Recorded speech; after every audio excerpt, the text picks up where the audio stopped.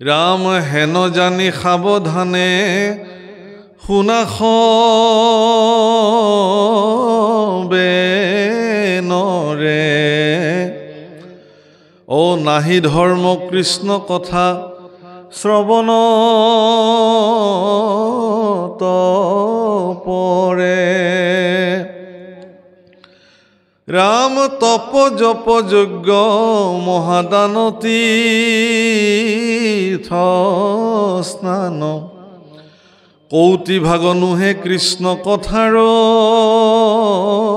সমান হেন জানি এই কথাটো জানি হে প্ৰভু কলায়কসকল অত্যন্ত সাৱধান চিত্তে কৃষ্ণ কথা শ্ৰৱণ কৰক কৃষ্ণ কথা শ্ৰৱণতকৈ আৰু শ্ৰেষ্ঠ ধৰ্ম একো হ'বই নোৱাৰে ভগৱানৰ গুণ শুনি আপুনি আহ্লাদিত হওক ভগৱানৰ গুণ শুনোতে শুনোতে আপুনি ভগৱানৰ হৈ যাওক ভগৱানৰ কথা শুনোতে শুনোতে ভগৱানৰ দাস হ'বৰ কাৰণে আপুনি প্ৰেৰণা পাব প্ৰভুসকল ইয়াত কৈছে যে তপ জপ যজ্ঞ মহাদান তীৰ্থস্থান এইবিলাকো আমাৰ ব্যৱস্থা আছে আমাৰ ভাৰতবৰ্ষত শাস্ত্ৰই এইবিলাককো ৰাস্তা দেখুৱাইছে কোনোবাই তপস্যা কৰিব পাৰে কোনোবাই জপ কৰিব পাৰে কোনোবাই যজ্ঞ কৰিব পাৰে কোনোবাই দান কৰিব পাৰে কোনোবাই তীৰ্থস্নান কৰিব পাৰে কিন্তু কৃষ্ণ কথাৰ সমান কিন্তু এইবোৰ হ'ব নোৱাৰে যদি এইবিলাকত কৃষ্ণ কথা সংপৃক্ত হৈ নাথাকে তেতিয়াহ'লে সেই তপৰ কোনো মৰ্যাদা নাই আপুনি তপ কাক কৰিব কৃষ্ণকে তপস্যা কৰিব লাগিব জপ কাক কৰিব কৃষ্ণৰ নামকেই জপ কৰিব লাগিব তেতিয়াহ'লে সি পুণ্যৱান হ'ব কামত দিব আপোনাৰ আপুনি যজ্ঞ কাৰ নামত কৰিব যজ্ঞৰ কথা একাদশ স্কন্ধত বৰ্ণন কৰিছে যজ্ঞ কাক বোলে ঠিক তেনেকে দান কাক কৰিব আপুনি প্ৰভুসকল দান এনেকুৱা এটা বস্তু পৃথিৱীত যে সি সোঁ হাতে দিলে বাওঁ হাতে গম পাব নালাগে দান বোলে মই যে দিছো ডোনেশ্যনটো চিঠিত নামটো মোৰ ওলাইছেনে নাই বোলে ওলাইছে অলপমান চিনি পোৱাকে দিব লাগিছিল নহয় একদম হাইলাইট কৰি দিয়া হৈছে আপোনাৰ নামটো বুজিছে নাই সন্তুষ্টি বাপৰে ভাল মোক মানুহে কিমান চিঠি ছপাইছা বোলে ইমান বোলে আৰু পইচা দিম আৰু অলপ ছপাই দিয়া আৰু বিলাই দিয়া মানুহে জানক মই যে দান দিছোঁ এইটো দান বুজিছেনে কিন্তু প্ৰভুসকল দান ক'ৰ পৰা দিব আপুনি দান দিয়াৰ অধিকাৰ আপোনাৰ ক'ত আছে কি দিব আপুনি যাদৱ আমাৰ কামৰূপী লোকগীতত গাইছে কি দিব মাধৱৰাই ব্ৰহ্মাণ্ড ভিতৰে যত বস্তু আছে সবেও তোমাতে পাই হে যাদৱ কি দিব মাধৱৰাই কি দিম তোমাক এই বিশ্ব ব্ৰহ্মাণ্ডত যিমান বস্তু আছে চব তোমাৰ আনকি ময়ো তোমাৰে এই শৰীৰটো তোমাৰে শৰীৰ মোৰ ভিতৰত যে শৰীৰটোক চৈতন্য কৰি ৰাখিছে কোনে ৰাখিছে তুমিয়ে ৰাখিছা গতিকে মোৰ বুলিবলৈ একোৱেই নাই বোলে আপুনি বৰনামঘৰলৈ গৈছিল নহয় প্ৰভুশ্বৰ বোলে গৈছিলোঁ বোলে আপোনাক যে বহিবলৈ দিছিলে খুটাটো সেইটো আমাৰ পৰিয়ালৰ পৰা দিয়া আছিলে বোলে সেইটো মই নাজানিলোঁ নহয় বোলে কোনে দিছিলে বোলে আমাৰ আজু ককাই দিয়া এতিয়ালৈকে কিন্তু টানটো আছেই আমাৰ খুটা সেইটো যেতিয়ালৈকে এই টানটো থাকিব তেতিয়ালৈকে এই দানতেই নপৰে মই খুব ৰসিক কৰি মোৰ জীৱনত এটা বিশেষ কথা কওঁ নামঘৰত চব দিয়ে এজন মানুহে ফেন নিদিয়ে চিলিং ফেন বোলে আপুনি ফেন বোলে তাতকৈও দামী বস্তু বিচাৰক মই দিম চিলিং ফেন মই নিদিম কেলে বোলে তাৰে পাখি কেইখনত বোলে নামটো দাতাৰ নামটো লিখি থ'লে কোনে পঢ়িব বোলে এইখন ঘূৰি থাকিলে সেইখন বোলে পঢ়িবলৈ নাই কাৰো বোলে ঘূৰি থাকিলে গতিকে এনেকুৱা বস্তু এটা য'ত মোৰ নামটো দাতা বুলি লিখা থাকিলে মানুহৰ ধাৰণাবিলাক এইবিলাক কিন্তু আপোনালোকক মই এই কথাটো কৈছোঁ কবিৰ দাসে লিখিছে মাংগো উচিছে যো দে খুচিছে আৰু কহে না কিচিছে তেওঁকে খুজিব লাগে যিজনে অন্তঃকৰণে আপোনাক দিব পাৰে আৰু কাকো নকয় ঈশ্বৰ পুৰুষকো যদি আপুনি কিবা দিব পাৰিছে, ভগৱানে যদি আপোনাক সেই সামৰ্থ্য প্ৰদান কৰিছে, তেতিয়াহ'লে আপুনি এনেকুৱাকৈ দিয়ক যাতে বেলেগে গম নাপায়, হে প্ৰভু এইটো মই দিয়া বুলি ভবাই নাই।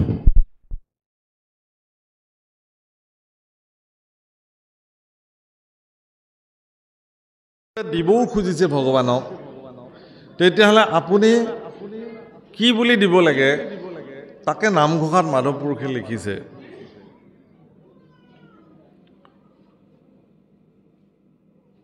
যে হে ভগৱান, মোৰ যিহেতু তোমাক দিবলৈ একোৱেই সামৰ্থ্য নাই, গতিকে মই নিজকে তোমাৰ ওচৰত বিক্ৰী কৰিব খুজিছোঁ। নাম ধন দিয়া মোৰে কিনাব নমালি, দাস পাই নোলোৱা কমন ঠাকুৰালি। মোক তুমি নাম ধন দিয়া, তোমাৰ যি নাম ধনে জগত তৰাব পাৰে, সেই নাম ধন দি মোক তুমি উদ্ধাৰ কৰা, আৰু মোক তুমি লৈ লোৱা চিৰদিনৰ কাৰণে। বিষয়ৰ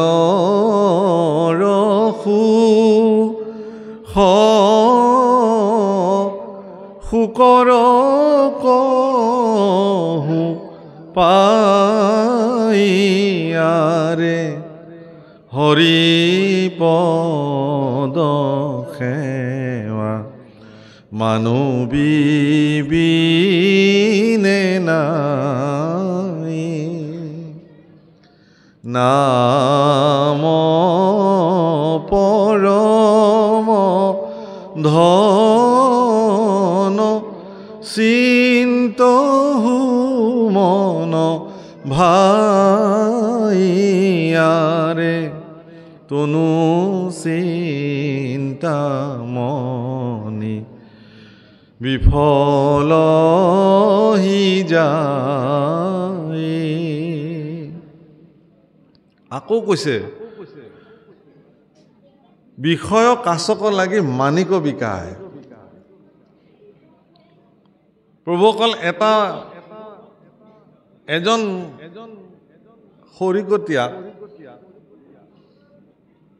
তেওঁৰ দুখ দুৰ্গতি দেখি ৰজাই তেওঁক এখন চন্দনৰ বাগান দি দিলে, আৰু তেওঁ কি কৰিলে, গোটেইগাল গছ কাটি ডেইলি খৰি ফালি খৰি বিক্ৰী কৰি শেষ কৰি দিলে। কাৰণ তেওঁৰ কাৰণে সেইটোৱেই মূল্য। এজনক আৰু গুৰুৱে চন্দন এটুকুৰ দিলে, কাঠ এটুকুৰ দি ক'লে, বোলে এইটো এনেকৈ ঘঁহি ঘঁহি যি চন্দন লেপন পাবা সেইটো গাত ঘঁহিব লাগে, সৌন্দৰ্য বাঢ়ে, সুগন্ধি হয় আৰু মন প্ৰফুল্লিত হৈ থাকে। তেওঁ কেইদিনমান ঘঁহিলে, খুব ঘঁহি শিলত ঘঁহি ল'লে। তাৰপিছত তেওঁৰ বিৰক্তি লাগিল, বোলে এইটোনো কিমান ঘঁহি থাকিম, সেইকাৰণে কাঠটুকুৰা পুৰি পেলাই ছাই বনাই বোলে গাত ঘঁহি থাকিলে। একেই কথা বোলে, এইটো ঘঁহি গুড়া কৰাতকৈ জ্বলাই পেলাই যেতিয়া ছাই হৈ গ'ল, আকৌ পানীত সানি পেলাই মুখে গায়ে সানি লৈ আছে, যে কি হ'ব? মানে ভাগৱততে লিখিছে এই উদাহৰণ, যে মলয়া চন্দনো কোনোবাই পুৰি পেলাই ছাই ঘঁহে, তাৰ ব্যৱহাৰটো নাজানে। গতিকে আপোনাৰ জীৱনত গুৰু প্ৰদত্ত যি নাম, সেই নামক বহুতে বিষয় সুখৰ কাৰণে ব্যৱহাৰ কৰে, আৰু বহুতে এই নামক তেওঁলোকৰ জীৱনৰ পৰম অমূল্য সম্পদ হিচাপে গ্ৰহণ কৰে। সেইকাৰণে কৈছে, হে ৰাম পৰীক্ষিত নৃপে পাছে পুচন্ত, সুকত চন্দ্ৰ সূৰ্য বংশৰ কহিলা কথা যত, ৰাম পাছে নাৰায়ণে যদু বংশে অৱতৰি, কহিউক কেন কৰ্ম কৰিল হৰি, ৰাম মহাজ্ঞানী গণে যাক গাৱে বিশ্ৰাম, সংসাৰৰ ঔষধ কৰ্ণৰয় অভিৰাম ৰাম হেন কৃষ্ণ কথা নুশুনিব কোন নৰে ও একে মহাপাপী আত্মঘাতকী তপৰে। মহাৰাজ পৰীক্ষিতে গুৰুদেৱ শুকৰ প্ৰতি নিবেদন কৰিছে যে হে গুৰুদেৱ, তুমি মোক চন্দ্ৰ সূৰ্য বংশৰ কথা যিমান পাৰা ক'লা, কিন্তু এতিয়া মই ভগৱন্ত পুৰুষে যদু বংশত অৱতাৰ লৈ কি কি কৰ্ম সাধন কৰিলে এই কথা মোৰ জানিবলৈ মন গৈছে। মই আৰু বেলেগ কথা নুশুনো, এই কথাই মা পায়সকল। এগৰাকী ব্যক্তিৰ জীৱনত এগৰাকী সৎগুৰু প্ৰাপ্তি হোৱাটো তেওঁৰ জীৱনৰ ভাগ্য। বহু ভাগ্যৰ বলতহে এজন ব্যক্তিয়ে তেওঁৰ জীৱনত এগৰাকী সৎগুৰু প্ৰাপ্তি হ'ব পাৰে। আৰু এগৰাকী সৎগুৰুৰ জীৱনত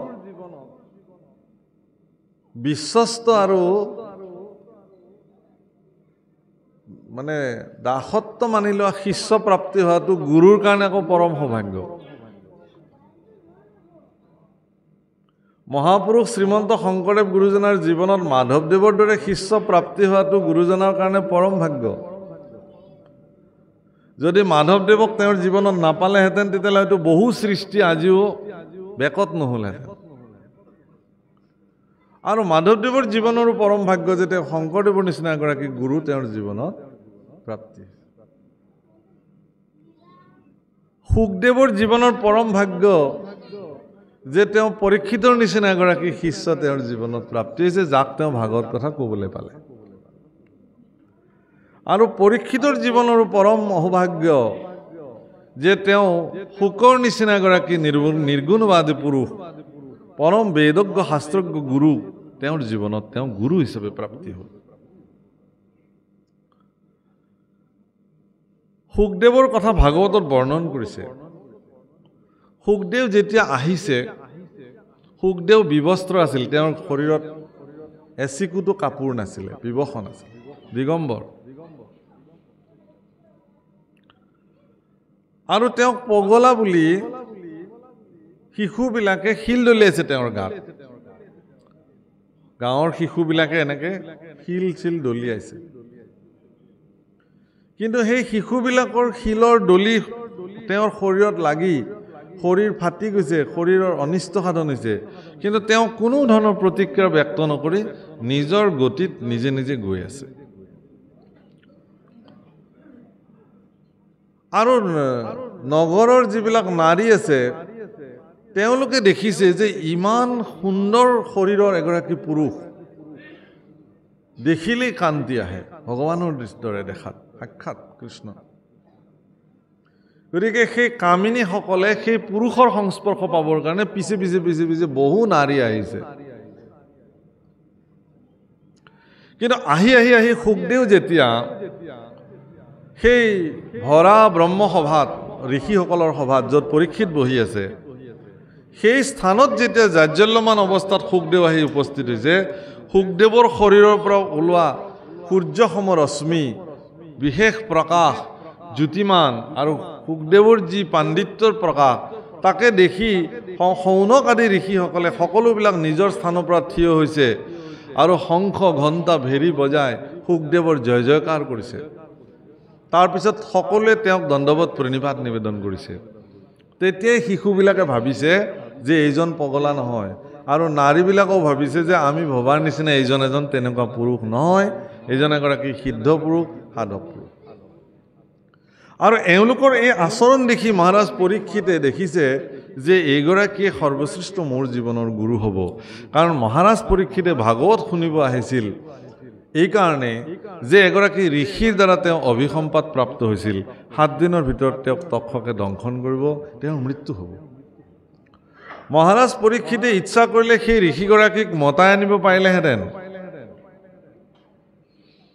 যে কিয় তুমি মোক অভিশাপ দিলা, মোৰ অভিশাপটো তুমি উঠাই লোৱা, মই চক্ৰৱৰ্তী ৰজা মহাৰাজ পৰীক্ষিতে কৈ আছোঁ। কিন্তু পৰীক্ষিতে এই কাম নকৰিলে। পৰীক্ষিতে বৰং সেই ঋষিগৰাকীৰ প্ৰতি কৃতজ্ঞ হ'ল, ক'লে যে সেই ধন্য সেই ঋষিবৰ, মই কৰা এক অপৰাধৰ উচিত দণ্ড মোক তুমি প্ৰদান কৰিছা। তোমাৰ এই অভিশাপ মই শিৰ পাতি ল'লোঁ। এই বুলি নিজৰ পুত্ৰক সমস্ত ৰাজ্যভাৰ গোটাই দি বাকলি বসন পিন্ধি তেওঁ গংগাৰ তীৰলৈকে আহি কুশবনৰ আসনত তেওঁ বহিছে।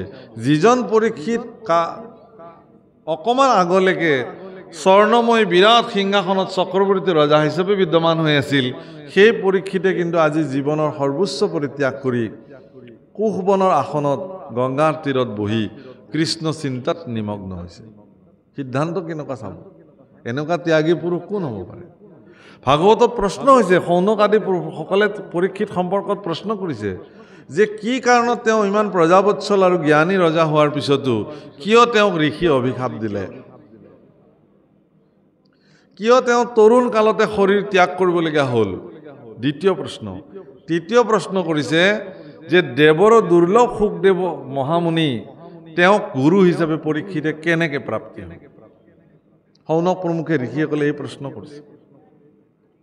প্ৰভুসকল, মহাৰাজ পৰীক্ষিতে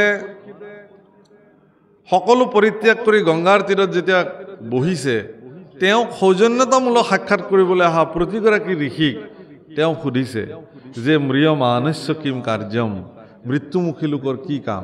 এটাই প্ৰশ্ন মাত্ৰ, আৰু এই প্ৰশ্ন সমস্ত জগতৰ কাৰণে সাৰ বুলি ভাগৱতত উল্লেখ কৰিছে। পুছিলাহা যিটো কথা সংসাৰতে সাৰ। হে পৰীক্ষিত, তুমি যিটো প্ৰশ্ন কৰিছা এই প্ৰশ্ন সমস্ত সংসাৰৰ কাৰণে সাৰ। মৃত্যুমুখী লোকৰ কি কাম? এইটো সাৰ প্ৰশ্ন জগতৰ। সাৰ প্ৰশ্ন। কিয়? যে আমি সকলোবিলাক মৃত্যুমুখী, কেৱল পৰীক্ষিত মৃত্যুমুখী নহয়। শনি, ৰবি, সোম, মঙল, বুধ, বৃহস্পতি, শুক্ৰ, এই 7 দিনৰ ভিতৰত সময়ৰ তক্ষকৰ দংশনত আমি চববিলাক যাব লাগিব এইখন জগতে, কেৱল পৰীক্ষিত নহয়। গতিকে সেই পৰীক্ষিতে 7 দিনৰ ভিতৰত যিজন পৰীক্ষিতে আহি কৈছে যে মই মৰিলোঁ, মোৰ কি হ'ব এতিয়া? সেই পৰীক্ষিতে দ্বাদশ স্কন্ধত কি বুলি কৈছে যে হে গুৰুদেৱ, মই তৰিলোঁ। তাৰমানে ভাগৱত মৰিলোৰ পৰা আৰম্ভ হয় আৰু ক'ত শেষ হয়? তৰিলোত শেষ হয়। সেইকাৰণে মনুষ্য জীৱনত যিসকল ব্যক্তিয়ে মৰিলোঁ বুলি ভাবে তেওঁ ভাগৱত শুনক, তেওঁ নিজে ক'ব এদিন যে মই তৰিলোঁ, ভাগৱতে মোক তৰালে। অৰ্থাৎ মানৱ জীৱনৰ শ্ৰেষ্ঠ তৰণী যাৰ নাম ভাগৱত, বৰিষ্ঠম সৰ্বশাস্ত্ৰাণাম, সমস্ত শাস্ত্ৰৰ ভিতৰতে ই সৰ্বশ্ৰেষ্ঠ শাস্ত্ৰ। যস্মিন শাস্ত্ৰে পুৰাণে বা হৰি ভক্তি ন দৃশ্যতে শ্ৰুতব্যম নৈব তৎশাস্ত্ৰং যদি স্বয়ং ব্ৰহ্মাৱদেৱ। সেইকাৰণে ভাগৱত শুনাৰ কথা কৈছে, কাৰণ ভাগৱতে আপোনাক সেই অৱস্থাটোলৈকে লৈ যাব পাৰে য'ত আপুনি তৰিব পাৰে। মহাৰাজ পৰীক্ষিতে সমস্ত ঋষিসকলক সোধা প্ৰশ্নৰ উত্তৰত ঋষিসকলে কৈছে যে তুমি আমুক কৰা, তামুক কৰা, চব ৰাস্তা দিছে। এতিয়া পৰীক্ষিতে সুধিছে যে এইবিলাক কৰিলে মোৰ ঋষিশাপটো ব্যৰ্থ হ'বনে নাই? বোলে নাই, নহয়। ঋষিৰ শ্ৰীমুখে ওলোৱা বাণী আজিলৈকে কেতিয়াও নস্যাৎ হোৱা নাই।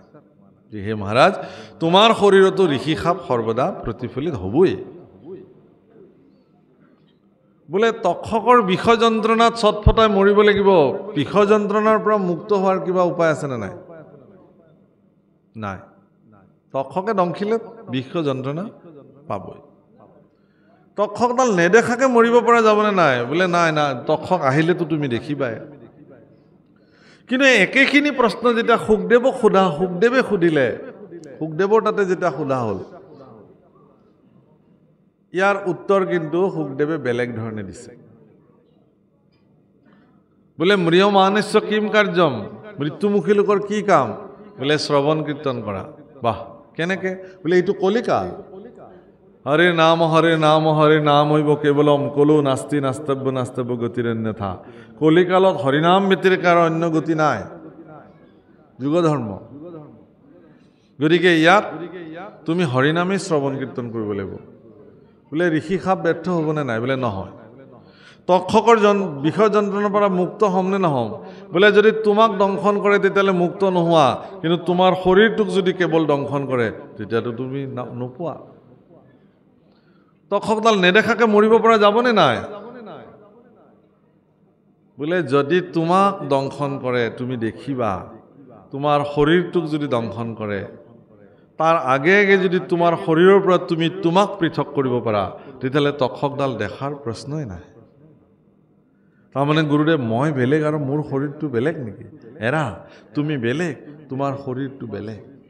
শুনি লওক প্ৰভুসকল, আপোনালোক বেলেগ, আপোনালোকৰ শৰীৰটো বেলেগ। আপোনালোকৰ প্ৰত্যেকজনৰ এটা এটা নাম আছে। এতিয়া মই সুধি গ'লে একমূৰৰ পৰা আপোনালোকে নিজৰ নিজৰ নামবিলাক ক'ব, পৰিচয়টো দিয়ক বুলি ক'লে নিজৰ নামটো ক'ব। বিষয়ী দৃষ্টিতহে আপোনাক পৰিচয় সুধিলে আপুনি নাম ঠিকনা ক'ব, কিন্তু যদি আধ্যাত্মিক দৃষ্টিৰে কোনোবাই আপোনাক পৰিচয় সোধে তেতিয়াহ'লে এটাই নাম হ'ব চবৰে, সেইটো হ'ল মোৰ নাম আত্মা। চবৰে হৰি, যদু, মধু, জগদীশ সকলোৰে নাম এটাই, সেইটো হ'ল আত্মা। তাৰমানে কি? এই শৰীৰটো অবস্তু, কিন্তু ইয়াৰ ভিতৰত থকা যিটো আত্মা শক্তি সেইটো বস্তু। কিন্তু জাগতিক জগতৰ মায়াৰ এনেকুৱা প্ৰচণ্ড প্ৰভাৱ যে সেই প্ৰভাৱৰ ফলত এই বস্তুটোক ঢাকি অবস্তুটোকে বস্তু বুলি দেখুওৱা হৈছে। এইটোকে মায়া বুলি কয়। অবস্তুক দেখা অন্ত বস্তুক আবৰি, এহিতো মোহৰ মায়া জানানি কৰি। এইটোৱে মোৰ মায়া, ভগৱানে কৈছে। আজি আমি আচলতে ভগৱানক এইকাৰণে একান্ত চিত্তে বুজিব পৰা নাই যে আমি অবস্তুটোকে বস্তু বুলি ভাবি আছো আৰু বস্তুটোকে আমি অবস্তু বুলি ভাবি আছো। আমি কেৱল শৰীৰৰ সুখ সমৃদ্ধিৰ কাৰণে লাগি আছো, আত্মাৰ সুখ সমৃদ্ধিৰ কাৰণে আজিলৈকে ভবাই নাই। কেৱল শৰীৰৰ সাধনৰ নিমিত্তে আমিবিলাকে যি কৰিব লাগে তাকে কৰিবৰ কাৰণে বাধ্য হৈ আছো, কিন্তু আত্মাৰো যে কৰিব লগা কিবা এটা আছে, আত্মতুষ্টিৰ কাৰণে যে কিবা এটা কৰিবলগীয়া আছে, সেইটো আমি নাভাবোঁ। ভালকৈ কোনোবাই খোৱালে বা আত্মতুষ্টি হৈ গ'ল, প্ৰভুসকল সেয়া আত্মতুষ্টি হোৱা নাই, সেয়া আপোনাৰ ইন্দ্ৰিয় তুষ্টি হৈছে, শৰীৰ তুষ্টি হৈছে, মনৰ তুষ্টি হৈছে, আত্মৰ তুষ্টি হয়। আত্মতুষ্টি আজি হৈ আছে আপোনালোকৰ। কৃষ্ণ কথা যিমানে শুনিছে সিমানে আত্মতুষ্টি হৈছে আজি। বঢ়িয়া। কাৰণ মই কোন ভিতৰত যে বহি আছো, তেওঁৰ অস্তিত্বক তেওঁ অন্বেষণত সৰ্বদা লাগি আছে, আপোনাৰ ভিতৰত উমগুমাই আছে। একোৰা প্ৰচণ্ড জুই, তাক ঢাকি ৰখা হৈছে। যিদিনাখন সি উন্মুক্ত হৈ যাব সিদিনাখন সকলো দহি শেষ কৰি দিব। হে বাপসকল, আপোনাৰ অস্তিত্ব ইমান ধুনীয়া যে আপোনাতকৈ সুন্দৰ জীৱন বহুতে ধৰিব পৰা নাই। কেলে? যে আপোনাৰ এই জীৱনটোতে আপুনি হৰি ভজিব পাৰে, গুৰু মানিব পাৰে, কৃষ্ণৰ সেৱাত নিমগ্ন হ'ব পাৰে, সমগ্ৰ প্ৰকৃতি প্ৰদত্ত সমস্ত বস্তুকে আপুনি লালন পালন কৰিব পাৰে, কৰুণা কৰিব পাৰে, দয়া কৰিব পাৰে। ইয়াতকৈ আৰু ভাগ্য কি লাগে? সেইকাৰণে গুৰুদেৱ শুকে পৰীক্ষিতক কৈছে যে প্ৰথম স্কন্ধৰ পৰা দ্বাদশ পৰ্যন্তে কহিলা ৰাজাত মহামুনীন্দ্ৰ মহন্তে তেওঁ কৈছে আৰু তেওঁ শুনিছে। যেই ভাগৱত কথা শুকদেৱে ক'বলৈ প্ৰাৰম্ভ কৰিব আৰু হেন সময়তে ইন্দ্ৰাদি দেৱতাসকলে কুম্ভত অমৃত লৈ পেলাই সেই স্থানত উপস্থিত হৈছে। গুৰুদেৱ প্ৰণাম। কোন তোমালোক? বোলে আমি ইন্দ্ৰ, মই অমুক। কিয় আহিছা? বোলে এয়া আমি অমৃত লৈ আহিছোঁ স্বৰ্গৰ পৰা। কেলে? বোলে এই পৰীক্ষিতৰ নিচিনা এগৰাকী প্ৰজাবৎসল ৰজাক 7 দিনৰ ভিতৰত তক্ষকে দংশন কৰিব হেন জানি আমি এই অমৃত লৈ আহিলোঁ। হে গুৰুদেৱ, আমি এতিয়া পৰীক্ষিতক অমৃত পান কৰাম, যাতে পৰীক্ষিতক তক্ষকে দংশন কৰিলেও তেওঁৰ মৃত্যু নহয়। খুৱাই দিয়া আকৌ আনিছে যদি। বোলে তাতে কিন্তু এটা চুক্তি আছে, কাৰণ দেৱতাসকল সদায় চুক্তিবদ্ধ, তেওঁলোকক চুক্তি লাগিব। কি চুক্তি? যে যি ভাগৱত অমৃত তুমি পৰীক্ষিতক পান কৰাবলৈ লৈছা, সেই অমৃত কিন্তু পৰীক্ষিতক পান কৰাব নোৱাৰিবা, আমাক দেৱতাসকলক পান কৰাবলৈ। শুকদেৱে কৈছে, আৰে হে ইন্দ্ৰ, তোমাৰ জীৱনত ভাগৱত শুনাৰ কাৰণে যোগ্যতা তুমি আছেনে নাই তুমি বিচাৰ কৰি লোৱা সেইটো মই বিচাৰ কৰিব লাগিব কিন্তু মোৰ সন্মুখত যিজন বহিছে তেওঁ ভাগৱত শুনাৰ পাত্ৰ যোগ্যতা আছে সেইকাৰণে মই তেওঁকে কম তোমালোকৰ অমৃত দিলেও দিবা নিদিলেও নাই যি কৰা তাকে কৰা মই ভাগৱত অমৃত কেৱল পৰীক্ষিতকে দিম প্ৰভু অকল পৰীক্ষিত ভাগৱত শুনাৰ যোগ্যপ্ৰাপ্ত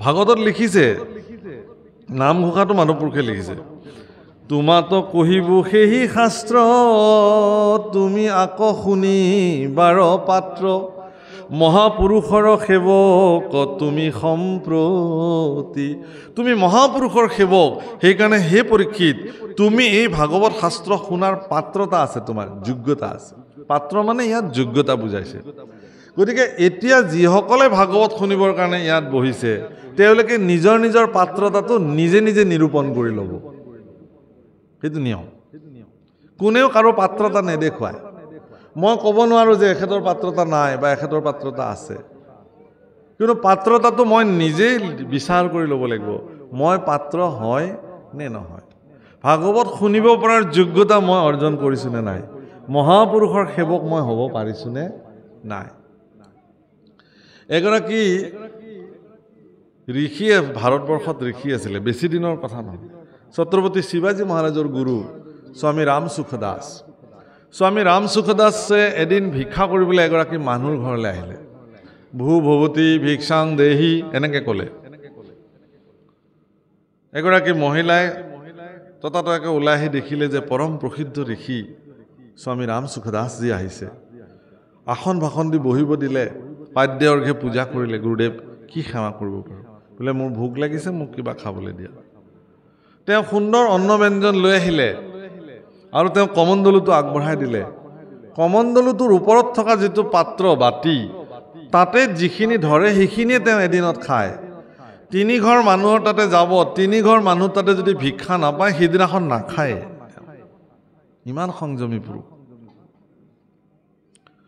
আইগৰাকীয়ে দিয়া অন্নখিনি তেওঁ কমণ্ডলু পাত্ৰটোত লৈ পৰম তৃপ্তিৰে ভোজন কৰিলে মহিলাগৰাকীয়ে ক'লে যে হে স্বামী হে মহাৰাজ তুমি আহিছা যেতিয়া অলপমান কৃষ্ণ কথা এই অভাজনক কৈ যোৱা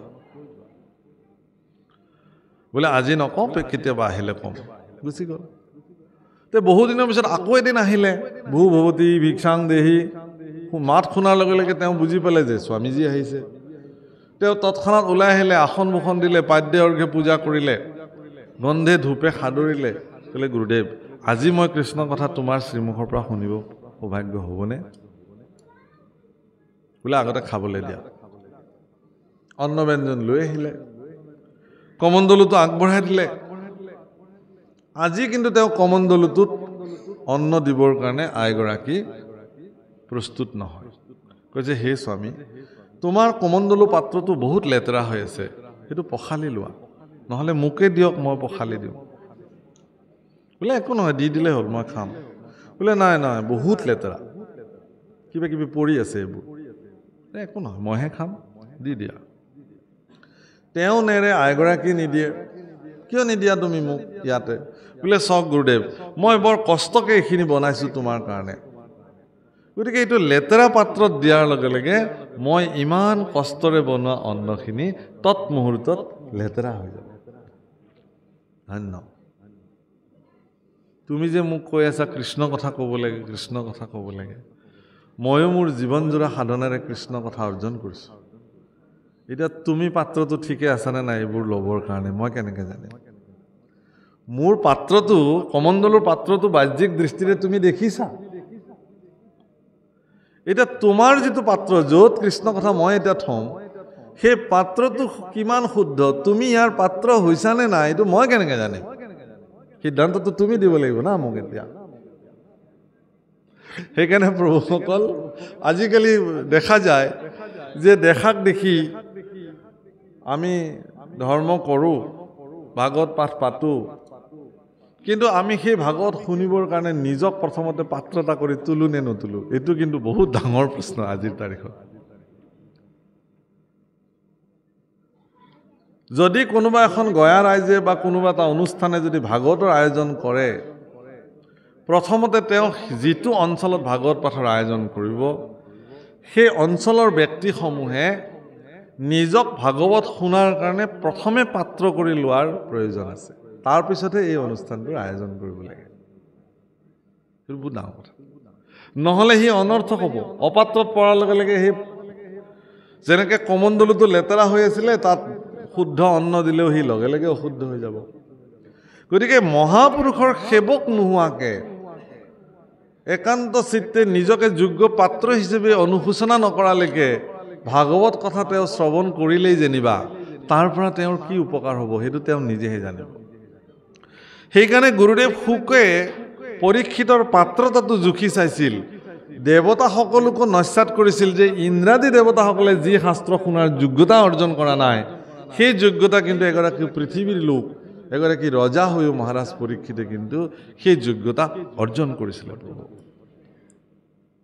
আৰু সেই যোগ্যতাৰ ভিত্তিত পৰীক্ষিতে আজি শুকদেৱক কৈছে যে তুমি মোক আৰু বেলেগ কথা ক'ব নালাগে। কৃষ্ণ পুৰুষে পৃথিৱীত জন্মগ্ৰহণ কৰি আবিৰ্ভাৱ লৈ দৈৱকী নন্দন কৃষ্ণ হিচাপে কি কি কৰ্ম সাধন কৰিলে এই কথা মোৰ জানিবলৈ মন হৈছে। বাপসকল, কৃষ্ণৰ জন্মৰ যি কথা, কৃষ্ণ জন্মৰ যিসমূহ লীলা, এই লীলাসমূহ দশম স্কন্ধত যি ধৰণে বৰ্ণিত হৈ আছে, সেই বৰ্ণিত লীলাসমূহ যদি কোনোবা একান্ত চিত্তে শ্ৰৱণ কৰে তেওঁৰ জীৱন ধন্য হৈ যায়। হীৰা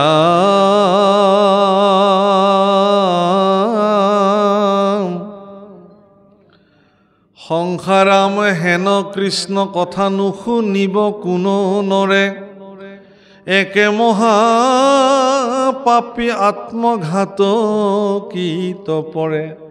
এইহেন কৃষ্ণ কথা আত্মঘাতীসকলৰ ব্যতিৰেকে কোনে নুশুনাকে থাকিব? চাব, এইফালেও উল্টাকে পেচ এটা দিছে, সেইফালেও উল্টাকে পেচ এটা দি থৈ দিছে। আপুনি যদি নিজকে যোগ্য, মইতো যোগ্যই হোৱা নাই, তেতিয়াহ'লে মইনো কিয় শুনো কৃষ্ণ কথা? যাওক, মই যোগ্যতাই হোৱা নাই, মই নুশুনো। তেতিয়াহ'লে আপুনি আত্মঘাতী, সেইকাৰণে কৃষ্ণ কথা শুনিবলৈ নাযায়। এইবাৰ আকৌ এইটো দি থৈ দিছে। গতিকে আপুনি আত্মঘাতী নহয়, আপুনি মনুষ্য জন্ম জীৱন যাপন কৰিছে। সমস্ত ইতৰ প্ৰাণীবিলাকৰ ভিতৰত আপোনাৰ জন্ম শ্ৰেষ্ঠ জন্ম। এই জন্মৰ শ্ৰেষ্ঠত্বক প্ৰতিপন্ন কৰিবৰ কাৰণে আপুনি কৃষ্ণ কথা শুনিবই লাগিব জীৱনত। কৃষ্ণ কথা শুনাৰ যোগ্য পাত্ৰ হিচাপে আপুনি নিজক কৰিবই লাগিব, প্ৰস্তুত কৰিবই লাগিব। যদি যোগ্য পাত্ৰ কৰি তোলাৰ কাৰণে প্ৰয়াস জাৰি ৰাখিছে, সেই প্ৰয়াসত ভগৱন্ত যদি আপোনাৰ প্ৰতি কৃপাশীল হৈ যায়, তেতিয়াহ'লে আপুনিতো ভাগ্যৱানেই হৈ গ'ল। সেইকাৰণে পৰীক্ষিতৰ অকাল মৃত্যুটোক কোনো মৃত্যুৰ দোষ হিচাপেই ধৰা নাই প্ৰভু। পৰীক্ষিতৰ মৃত্যুক জগতৰ কল্যাণকাৰী মৃত্যু হিচাপে বিবেচিত কৰা হৈছে। যদি পৰীক্ষিতৰ মৃত্যু নহ'লহেঁতেন অকালতে, তেতিয়াহ'লে পৃথিৱীত আজি আমি এনেকৈ ভাগৱত নাপালোঁহেঁতেন। গতিকে আমাৰ নিচিনা প্ৰাণীবিলাকক উদ্ধাৰ হ'ব পৰাৰ শ্ৰেষ্ঠ পথ প্ৰদৰ্শন কৰা ভাগৱত শাস্ত্ৰ আজি আমি যি ধৰণে পাইছোঁ, একমাত্ৰ পৰীক্ষিতৰ ত্যাগৰ ফলত। সেইকাৰণে পৰীক্ষিতৰ মৃত্যু জগত কল্যাণকাৰী মুখ্য মৃত্যু বুলি ধৰা হৈছে। পিতামহ ভীষ্মৰ মুখ্য উৎসৱ বুলি গণনা কৰা হৈছে। প্ৰভুকাল আপোনাৰ মৃত্যু জগতৰ কল্যাণকাৰী মৃত্যু হিচাপে বিবেচিত হওক, তাৰ কাৰণে আপুনি প্ৰস্তুতি কৰিব লাগে। শুনিবলৈ বেয়া যে মোক মৰাৰ কথা এখেতে ক'লে, নহয়, আমিতো মৰিবই লাগিব, নমৰাকৈ থাকিম কোন? প্ৰশ্ন হ'ল এইটো। জন্মৰ লগতে উপজে মৃত্যু, দশমতে লিখিছে। মৃত্যুৰ প্ৰতি ভয়াৰ্ত হৈ মৃত্যুৰ পৰা বাচিবৰ কাৰণে অনেক যতন কৰি কৃষ্ণ বিমুখী হৈ থকাতকৈ কৃষ্ণ সন্মুখী হৈ ইহ জগতৰ পৰা যাব পৰাটো ভাগ্যৱান, পৰম কৃপাশীল তেওঁৰ। সেইকাৰণে কৈছে যে এইবিলাক সংসাৰৰ ঔষধ কৰ্ণৰ কাৰণে অভিৰাম, আৰু মহাজ্ঞানীগণে ইয়াক অবিশ্ৰামভাৱে গায়। এই কৃষ্ণ কথা আত্মঘাতীত ব্যতিৰেকে কোনে নুশুনাকে থাকিব? হে গুৰুদেৱ, মই আত্মঘাতী নহয়, মোক কোৱা, মই কৃষ্ণ কথা অবিৰাম শ্ৰৱণ কৰিম।